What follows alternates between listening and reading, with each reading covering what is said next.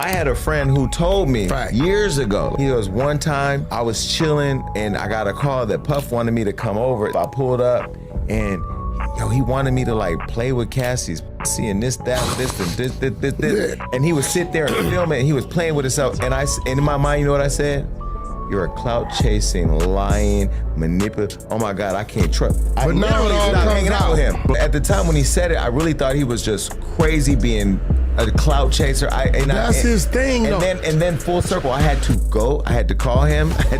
I went back to New York for something. I pulled up on him and I said, I'm sorry. I don't work for Diddy. I took my show off the network before all this happened. I'm not loyal to Diddy. We're not friends by any measure, but I respect him and what he's done. If he's done something guilty and he's found guilty in court, then he should be held accountable like everybody else. But this new world of let me put everything I want to say but can't say online without getting a defamation suit and a lawsuit.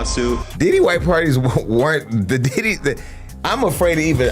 We ain't talking about no white party. You're afraid to acknowledge you've been to the Diddy parties. No, I'm not afraid of it. I've been to the Diddy white parties. I've been to Diddy's birthday parties. I wasn't at Diddy after dark. People act like I'm crazy when I say, I would have gone to the Diddy party. Because number one, up until a couple months ago, it did not have this reputation that there was all this seedy stuff happening. No. Everybody. It always had the reputation. Really? That's a fact. What? Really? You don't notice how? I mean, I just have never heard that. And your homosexuality radar is much more sensitive than most people. What do you mean homosexuality? You're like really concerned with making sure that you're not accidentally pulling up on a gay orgy. Who's talking about homosexual? He's trying to mix in. I'm not talking about homosexuality. Right? Zestiness, whatever you want to call it. No, it's just the party, right? It gets to a certain time at his parties where if you showed up there at 11 o'clock, by 3 o'clock, you're probably not remembering how you showed up at 11 o'clock. When you go to a big fancy celebrity party, to the limited extent that I've done this, I would assume the freak-offs are taking place in, the master bedroom, in a different nook of this. Like the part where everybody else is. No master bedroom. The last time I saw you was at French's house. I know, and I assumed there were some freak-offs taking place, but it was out of the line of sight of the average person at the party. But see, when you go to Diddy's party, let me say this. Maybe there's different access. I'm in the backyard. I don't go in the house. Right. Wait. What have you always heard me say? What? We don't leave the backyard. Yeah, it's in the backyard. We don't go in the house. But up until a couple months ago, if Diddy had come up to me and said, hey, we got to go in back, I'm going to show you something. Well, I would have said, let's go, Puff, yeah. But and then what if it had showed you something? In all fairness, let me say this. Might have to take a look. In all fairness. Oh, wow. All fairness. Not if there's any like unwilling participants or anything, but if he said, hey, check this out, I'm going to say, oh, shit. In all fairness, I have been in the house when the parties have been happening, like not in the back rooms or like that. And I've not seen anything crazy. Right. I can't find it on my Snapchat, but I do have a video where Cassie and everybody just dancing, having a great time. I don't know what was going on in that house. First of all, in Diddy's defense, I've never seen or heard of anybody being manipulated or forced to do. If you pulled up, never heard that either. You pulled up for your reasons. Now, I had a friend who told me years ago, like 3 years ago, we were literally having dinner in New York. And he goes, hey, man, because he used to be a Sean John model. I'm like, yo, so, we were talking about modeling, the modeling industry. And we used to do this thing where we would get together. He's straight, I'm gay. We would get together with a small group of us and we would just eat and just gossip. It really is what it was. And he said, man, I've seen the craziest in this game, bro.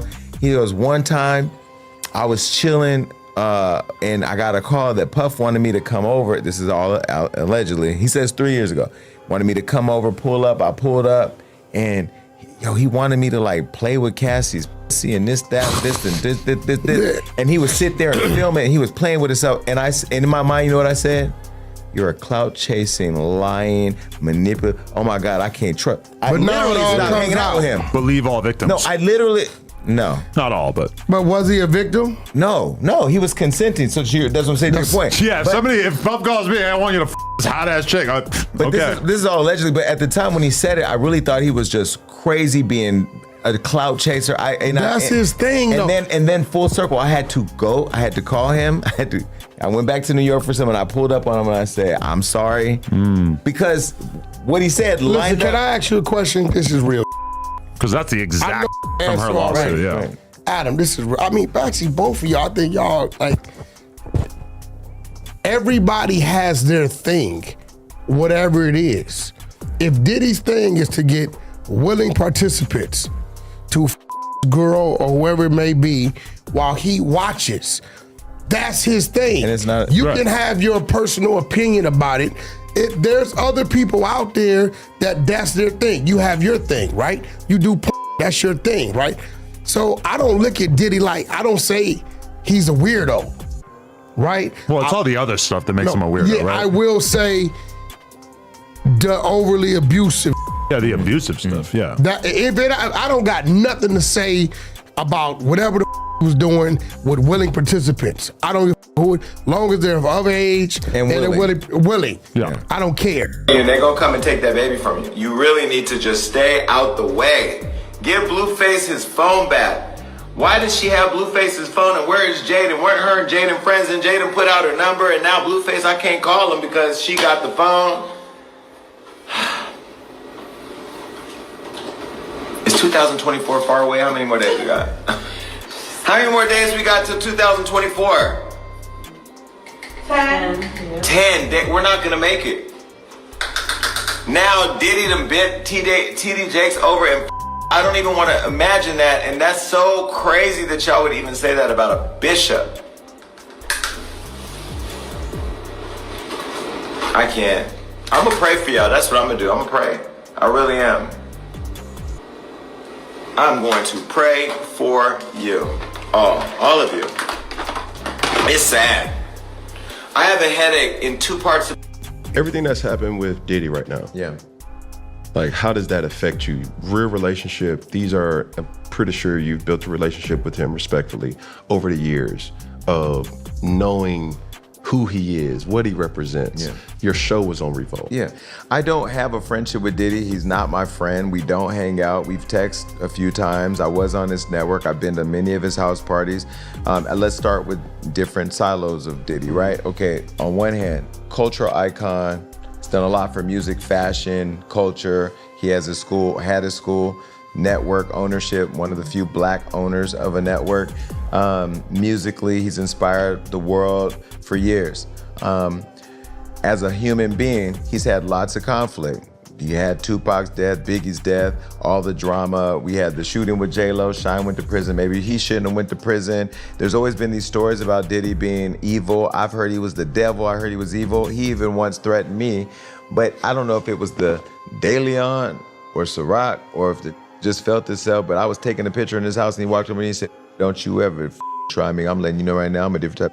I said, "Do you want to get in the picture or not? Because I'm drunk, you drunk, and I ain't about to do this with you." Yeah, he got in the picture, took the picture, he said, "What you made?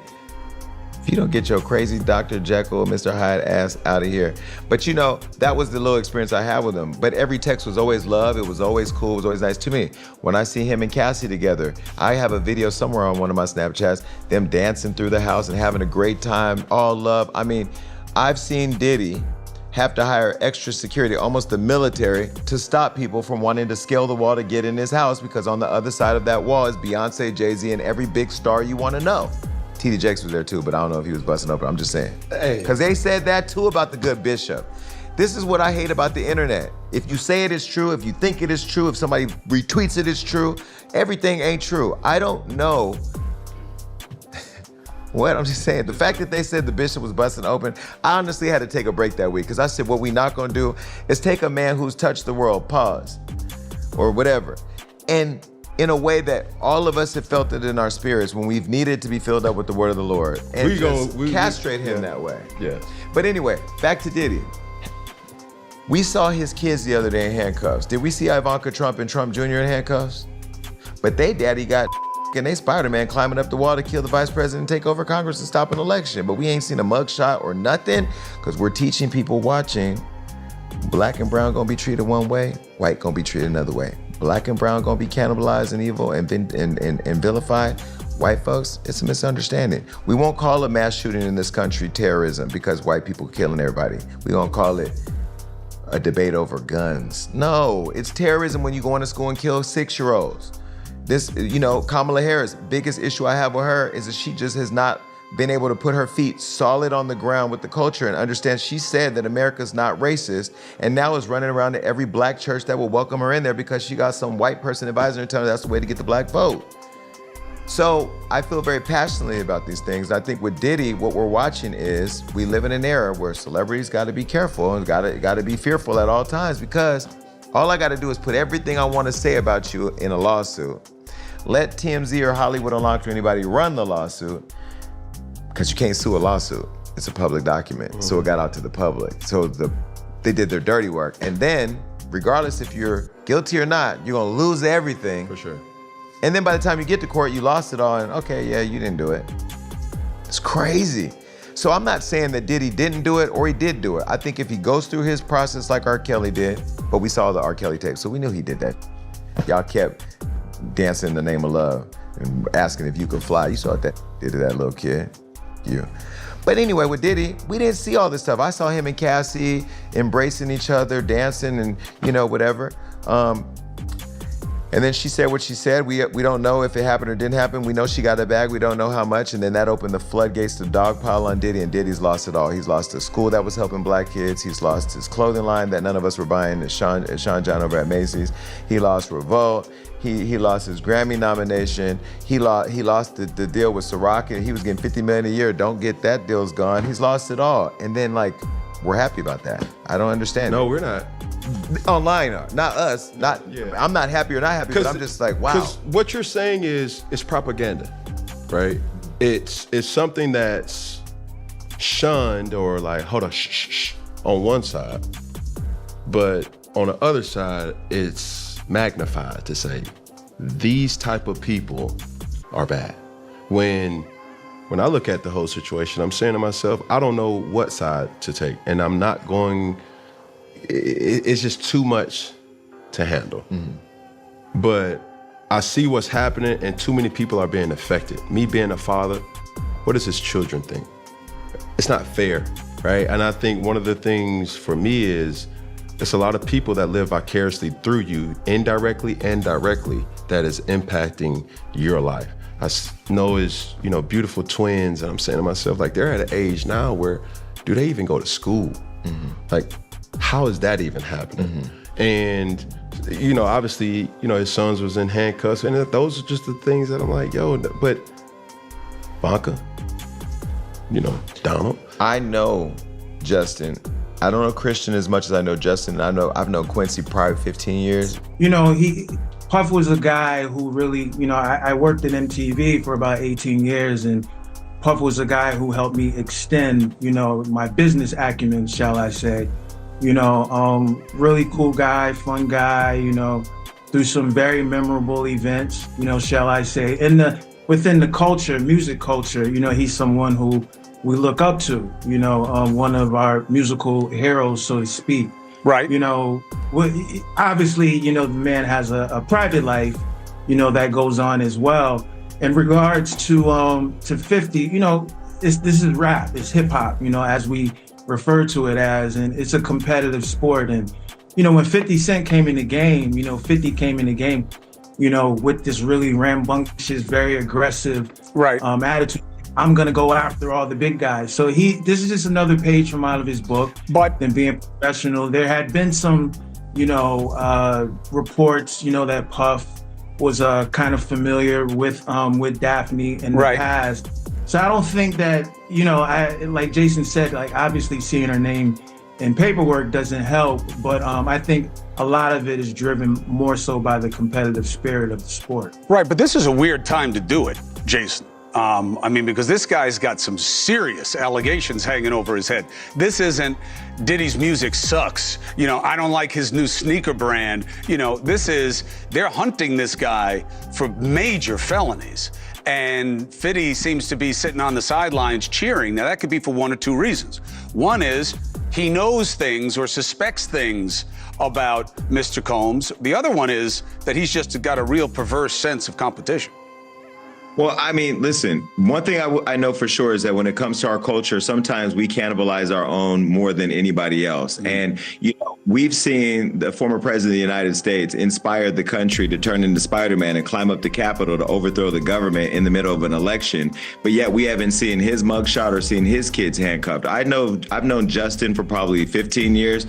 Quincy, one of his sons, and his other sons. Those are really good kids. So to see them in handcuffs, to see them put on display as criminals, or to be put into the conversation that they somehow are ushering underage kids into the compound for their dad to have their way with them. Those aren't the kids that I know. Now, let me be also clear. I don't work for Diddy. I took my show off the network before all this happened. I'm not loyal to Diddy. We're not friends by any measure, but I respect him and what he's done. If he's done something guilty and he's found guilty in court, then he should be held accountable like everybody else. But this new world of let me put everything I want to say but can't say online without getting a defamation suit and a lawsuit, let me leak it to the press and then have a person lose everything unless they give me a bag. I'm not a supporter of that culture either. And I just feel like what's happening right now, if there is some truth to it, I would love to see it come to light and see him be held accountable. But to lose everything and be hung in a court of public opinion only makes it easier for other people that look like me to have that experience too, and I'm not here for that.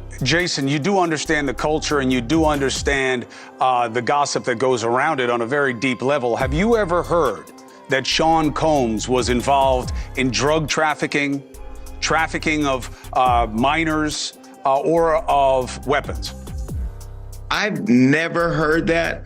I mean, I've heard Diddy's the devil, Diddy's evil, Diddy, Sean shouldn't have went to jail for Diddy. I've heard all the rumors that everybody else has heard in the culture, right? Mm-hmm. Especially if your ears to the streets. I've had only one run-in Diddy that I thought was weird. I was taking a picture at his house and he came up and said something like, yo, don't ever try me with trying to come for me because, it'll be a problem. But I think he had too much daily on. I just said, do you want to get a picture or not? We took a picture, he moved on. Those are really good kids. And I'm gonna call them kids even though they're grown, but they're really good people. To see them in handcuffs like that, I ain't gonna lie. And I don't know what's going on both sides, and I'm not a Diddy defender. Let me be very clear. If he did it, he should go to prison. Everybody that I've talked to says something about Diddy. He's evil, he's this, he's that. But how can you say that? Wait, but let me finish. Okay. If you can be an asshole, you can be evil, you can be pure evil, you could be a thief in publishing, you can be all these things.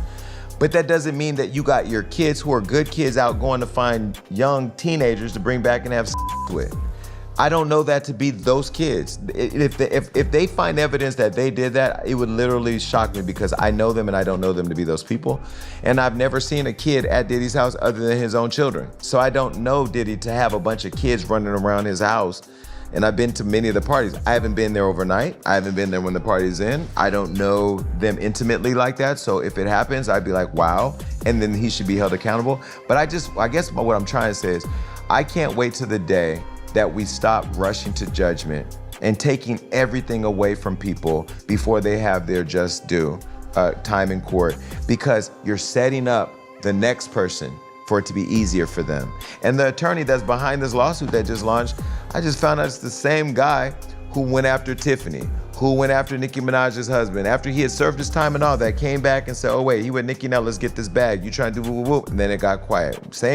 He's an ambulance chaser that even tried to drag me into some, and I had secretly filmed him, recorded our conversation and put it online because I'm just not that one. I'm not afraid of nothing. I want all the smoke. So when I look at a lot of these celebrities that have all these brand deals that are tied to millions and millions of dollars, they don't have the freedom to go and advocate for themselves. So they just sit there and watch them just get destroyed. And I feel like for me, no matter how successful I get, I'd rather lose it all by standing up for myself and what I believe in and standing on what is and against what is not, than to sit by and just watch me lose everything being silent. Where I've talked about being anti-cancel culture. I was head of media for Kanye West. I worked with somebody and for somebody who I helped bring back from cancellation and then quit right before he went back into cancellation. So I understand, but this is different. It's one thing to take ownership for things that you've done and be held accountable in the public eye and deal with it in private and work through your trauma and then re-enter the culture. But Diddy said he didn't do it, and then now this video proved that he did. So you were gaslighting us into believing that you were another black man being taken advantage of and lied on, when really you paid that millions of dollars and paid that $50,000 hotel to hide us from seeing you for who you are. Now there's alleged other videos out there that I may get my hands on, but I'm trying to stay away from, but people are trying to throw it at me of you allegedly doing this to other people. So when you go online and say, it was all a lie, it really wasn't. When you saw the video, what did you guys think? Did you say we should forgive Diddy? No, I thought it was performative, and I thought it was a cookie cutter PR response to some you did that you didn't think you were going to get caught doing. He didn't apologize to Cassie in the video. He didn't acknowledge the fact that he lied to in fairness, he contractually was not able to say her name. Mm-hmm. Even if he didn't say her name, he didn't really apologize to the people who were affected by what he's done. He could have said that. He didn't have to say her name, and he also didn't acknowledge the fact that he blatantly lied to everyone via social media the week before, 2 weeks before. Like, bro, it was so performative to me. It's so obvious too. It just came out because he got caught. That's it. If the video never came out, we would never get any type of ownership. Well, Diddy's video apology was not received well at all. Now, the first people to react was Cassie's legal team, and this was a statement that they released. One of Cassie's lawyers, Meredith Firetalk, issued a statement Sunday saying Combs' most recent statement is more about himself than many people he has hurt. She adds, when Cassie and multiple other women came forward, he denied everything and suggested that his victims were looking for a payday. Of course, she's referencing Diddy's strong denial in December. This after he'd been sued by yet another accuser post Cassie. Now, Firetalk says that statement rings hollow, with her adding that he was only compelled to apologize once his repeated denials were proven false, shows his pathetic desperation, and no one will be swayed by his disingenuous words. Well, of course, 50 Cent was having a field day. By the way, 50 Cent privately is a nice guy. Like 50 Cent is nice in person, but he's a terrorist on social media. This is what 50 had to say about Diddy on social media when the assault video dropped. Remember, here, look. He posted this, enough is enough. And then he went on saying, the lie detector has determined this was a lie, Maury vibes. He posted that when Diddy's assault stuff first happened. And then when he apologized, this is what 50 said. This is not going to work. Who is advising him right now? Shaking my head, bad move. And then he promoted his cognac. Another denial post resurfaced along with Diddy's 2022 BET Awards Lifetime Achievement speech. Now, I was sitting in the front row when he said this because that was also the speech where he shouted out his baby moms and stuff with Young Miami sitting right there holding up a poppy sign or something. Remember we talked about that on the show. Anyway, Diddy's denial post was Cassie's longtime friend Tiffany Red, who also was a songwriter that was previously mentioned, suing Diddy over music-related issues. Tiffany went viral by posting this. Take a look. Cut it out, Puff. Cut it out. So you were disgusted back then, you're disgusted now. So let me ask you a question then. Was that the last time that you did that to her? Was that the last time you did that to any woman? If you're so disgusted and you went and you got all this help and you feel whatever, and if that's the case, why did you say enough is enough and say that she was lying?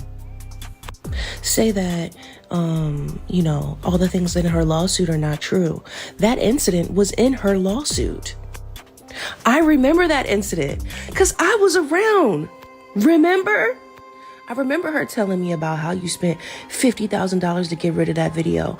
Watching that video the other day was crazy because I thought no one was ever gonna see it because of you. And now you're sorry? Really? Cry me a river, bro. You're not sorry. You're sorry you got caught. And I'm glad you don't want forgiveness because ain't nobody giving it to you over here. You know what you did. You're fine with your behavior. That's the bottom line. That is you. That person on that video is part of you. And that part of you needs to atone, needs to take whatever is coming to you because you have already sown these seeds. Diddy, you finna get a RICO. Diddy, you is finna get a RICO. As I read this, all I see is RICO. And I ain't talking about my former assistant, it's RICO. Now, Diddy's denying all of this, okay? Now, remember, eyebrows were also raising Big's death, and Biggie. who was reportedly leaving Bad Boy during a fight over publishing. Diddy allegedly told B.I.G.'s lawyers, "I will never give it up until I'm dead and my bones are crushed into powder." Kim Porter was allegedly coming out with a book about Diddy, and then she suddenly died. Now, Kim Burrows also claims when Rolling Stone offered Bad Boy a cover months after Biggie's murder, he told Diddy they should honor him, but he allegedly said, "No, he's dead. I'm putting out my album. I need to be on the cover of Rolling Stone." And here's the cover of Diddy on Rolling Stone. A day after Rolling Stone published their investigation, CNN reported that the feds obtained an alleged surveillance video of a male sex worker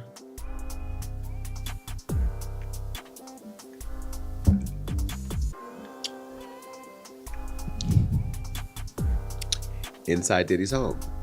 Now, I know a male sex worker that was in Diddy's space once who told me that he allegedly was asked to mess around and play with Cassie in front of him and while Diddy masturbated and filmed it all. And I remember 3 years ago saying, "You're insane. There's no way." Like, I thought he was a clout chasing ass, lying ass whore.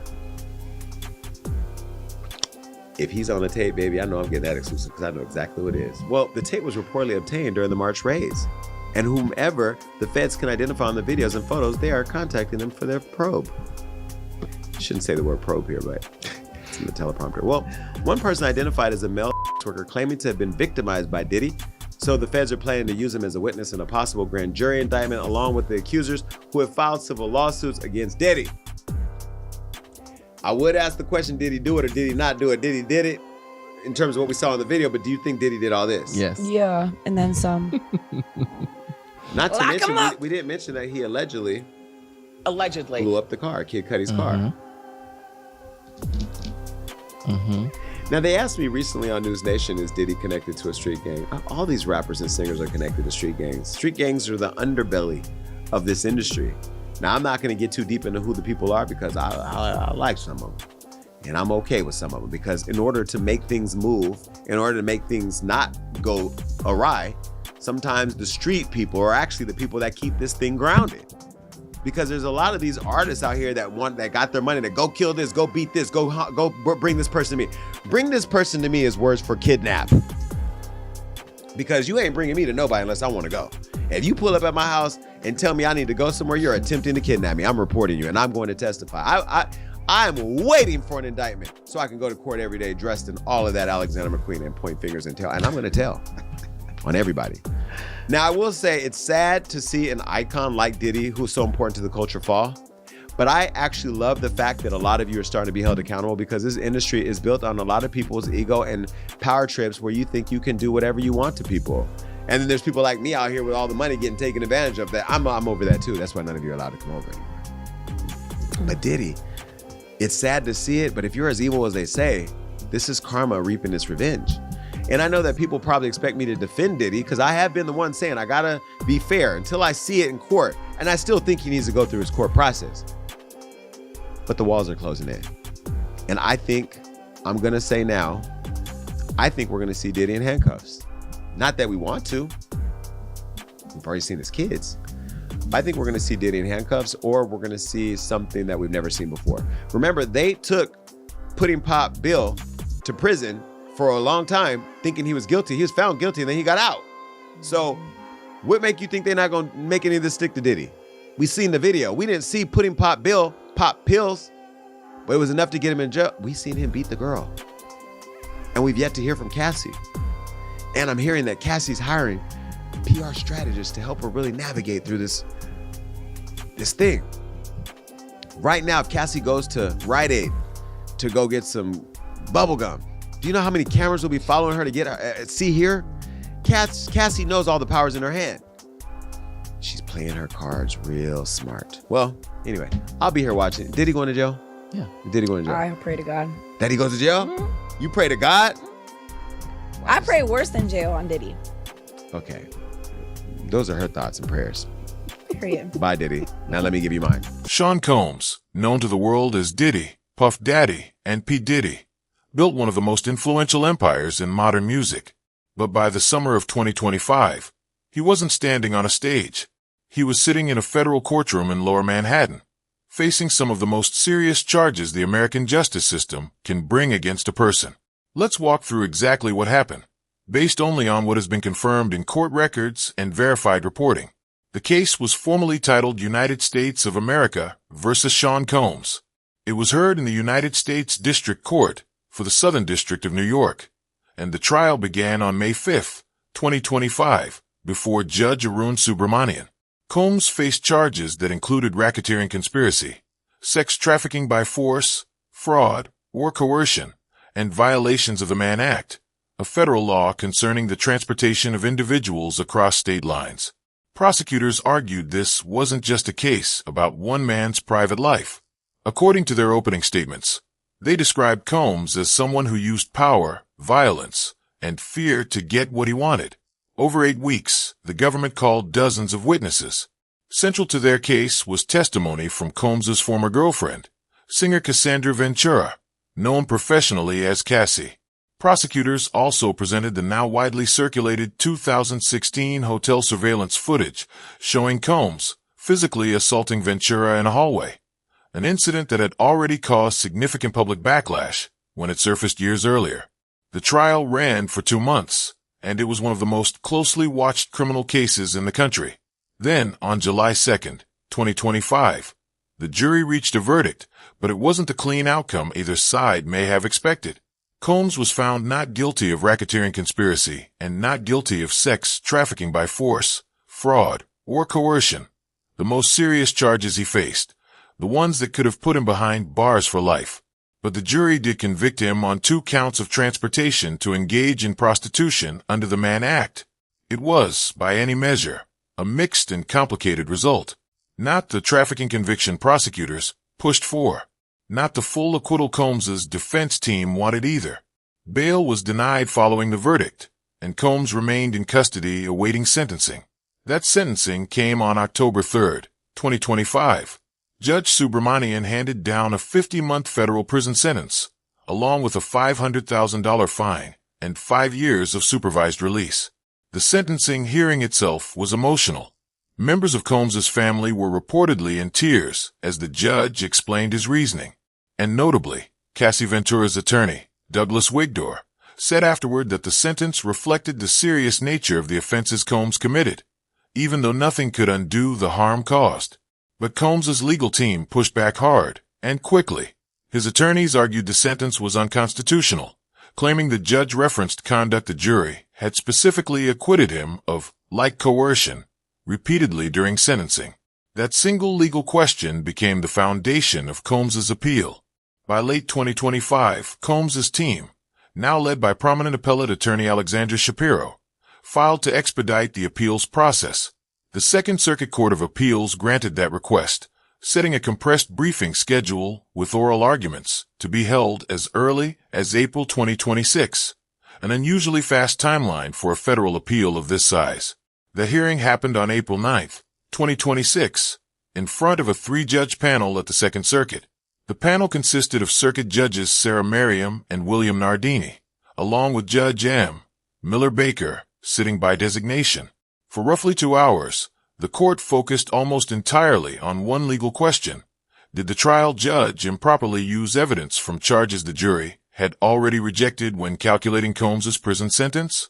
Shapiro argued that the district court misapplied sentencing guidelines by allowing acquitted conduct to influence the outcome, and that Combs's sentence was the harshest ever handed down for a comparable Mann Act conviction. On the other side, prosecutors and the government maintained the sentence was fair, with Judge Nardini noting that the Second Circuit had previously upheld a judge's ability to consider acquitted conduct at sentencing. Judge Nardini himself described the case at the close of arguments as, quote, an exceptionally difficult case. A comment legal analysts flagged as a sign the panel was genuinely wrestling with the constitutional questions involved, not simply going through the motions. No ruling was issued that day. Legal analysts expected a decision sometime before the end of summer 2026, though as of this recording, the panel's decision is still pending. In the meantime, Combs remains incarcerated. He is currently serving his sentence at FCI Fort Dix, a low-security federal facility in New Jersey. His projected release date, according to Bureau of Prisons records, is set for April 15th, 2028, though that date has shifted slightly over time due to credits for good behavior and participation in rehabilitation programs. The fallout from this case has extended well beyond the courtroom. Diageo ended its longtime Ciroc vodka partnership with Combs, a deal that had been one of the most lucrative in his business portfolio for years. His Sean John clothing label, his Revolt Media Network, and even a Grammy nomination were all affected in the wake of the trial.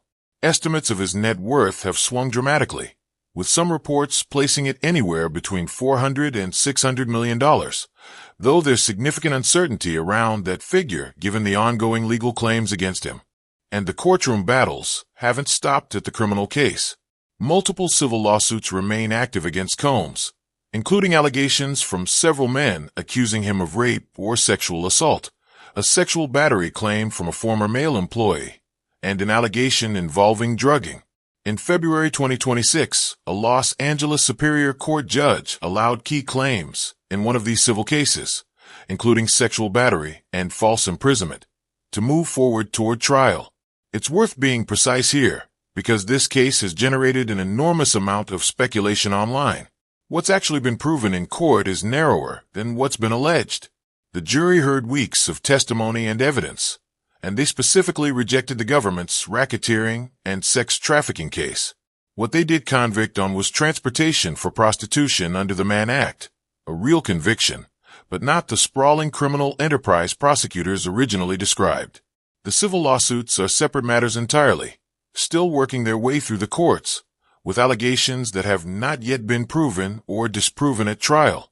This case has also become a lightning rod in the broader entertainment industry, with numerous public figures, journalists, former colleagues, and industry insiders weighing in publicly with their own opinions, memories, and, in some cases, second-hand accounts about Combs's parties and behavior over the years. Some have expressed shock. Others say the signs were always there. What's important for anyone following this story is to separate what's been said in interviews and podcasts from what's actually been established through evidence in a court of law. Those are two very different standards, and conflating them is how misinformation spreads. As it stands right now, Sean Combs is a convicted federal offender serving a prison sentence, currently appealing that sentence on constitutional grounds, while several civil cases against him continue independently. The Second Circuit's ruling on his appeal could still reshape the outcome, anywhere from a reduced sentence to, in theory, a full reversal. But as of this video, that decision has not yet come down. We'll be tracking this story closely, and if the appeals court issues a ruling, we'll break it down for you as soon as it happens. If you found this breakdown helpful, drop a comment below and let us know what you think the appeals court will decide. Hit that subscribe button and turn on notifications so you don't miss our next update on this case. And give this video a thumbs up if you'd like to see more fact-based coverage like this. Thanks for watching, and we'll see you in the next one.